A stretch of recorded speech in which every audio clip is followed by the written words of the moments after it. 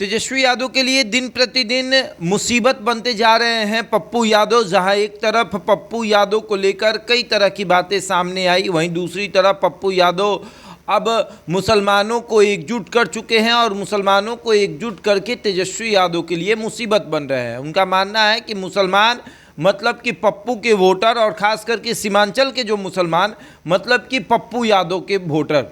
पप्पू यादव ने जहां कह दिया, सीमांचल के मुसलमानों ने वहां वोट दे दिया।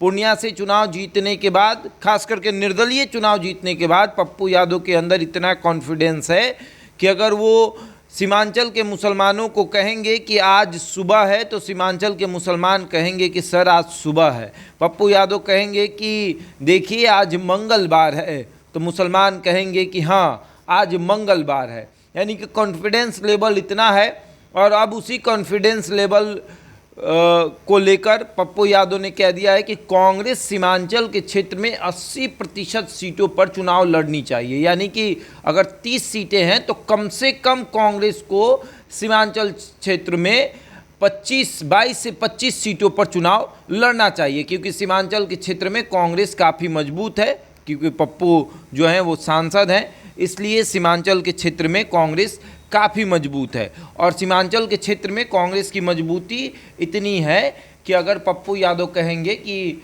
हमें जो है कांग्रेस को वोट देना है तो हम कांग्रेस को वोट देंगे। अगर पप्पू यादव कहेंगे कि राजद को वोट नहीं देना है तो वो राजद को वोट नहीं देंगे। और ऐसे में अब चर्चा खूब हो रही है कि कैसे आखिर राजद को जो है वो वोट दिया जाएगा। पप्पू यादव ने कल कार्यकर्ता सम्मेलन किया और उस कार्यकर्ता सम्मेलन में ये कहा कि कांग्रेस कम से कम 100 सीटों पर चुनाव लड़े और ख़ास करके सीमांचल क्षेत्रों में 80% सीटों पर चुनाव लड़े। 80% सीट मतलब कि कम से कम 25 से 30 सीट, 30 सीट तो है सीमांचल क्षेत्र में, तो कम से कम 25 सीटों पर कांग्रेस को चुनाव लड़ना चाहिए। ये भी कहना मतलब मुश्किल नहीं होगा कि पप्पू यादव कल को ये कहें कि कांग्रेस जो है वो 30 की 30 सीटों पर चुनाव लड़ेगी।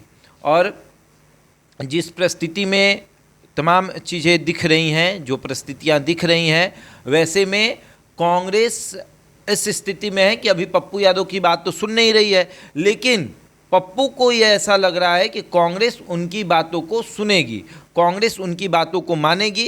क्योंकि विधानसभा में जहां एक तरफ कांग्रेस कह रही है कि 70+ सीटें चाहिए, तो वहीं पप्पू यादव कह रहे हैं कि कम से कम 100 सीटें होनी चाहिए, कम से कम 100 सीटों पर चुनाव इनको लड़ना चाहिए।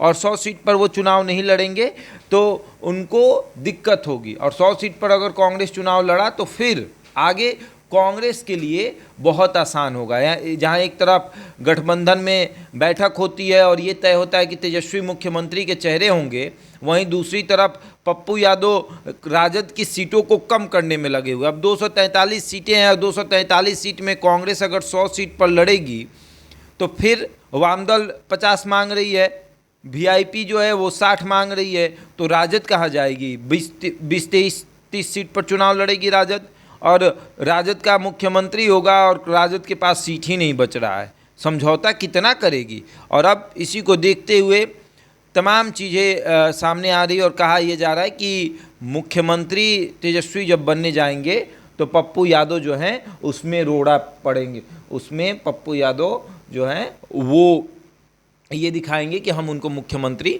नहीं बनने देंगे। हालांकि कह तो देते हैं कि मुख्यमंत्री वो बनेंगे तो हम रोक थोड़ी देंगे, लेकिन जैसी सीटों की मांग है वैसे तो नहीं लगता कि पप्पू यादव चाहते हैं कि तेजस्वी मुख्यमंत्री बने। बहरहाल इस खबर में इतना ही। बने रहे हमारे साथ और देखते रहें द इंडिया टॉप।